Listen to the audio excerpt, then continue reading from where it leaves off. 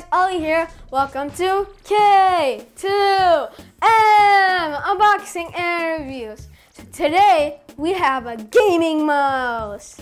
So this gaming mouse is from Roccat and it's a Kain 120 Aimo. So this is a gaming mouse. So this is 89 grams. It has a 16,000 DPI sensor. It has 16.8 million colors. It is 50 million clicks cycle, 34% more cable flex. You guys can see. Okay, and this is the front of the box. And on the back of the box, it says precise, refined, and fluid. This is the other side of the box. And so let's go opening. Yay!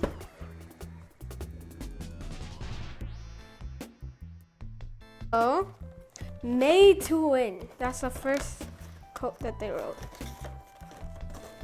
Now let's take it out. Anything else in the box?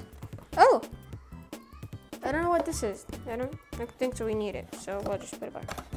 So the unboxing was simple, which is pretty good. So here, so that's how that looks. So this is the advert. So let's see what is in this. So there's an advertisement on the top. Oh yeah, over here. Well, let's just put that on the side. Quick installation guide. So I think so. It has 8 buttons. You guys can see it has 8 buttons. Here you guys can see. And everything else is in just a different language. And yeah, that's about it. They just tell you the facts about it. So put that to the side. And the mouse. You guys can see whatever it's on. Whoa, so let's take it out. Just put this right there. Whoa. As I mentioned earlier, it was 89 grams. So this is super light. And its optical switches are really cool. Yeah.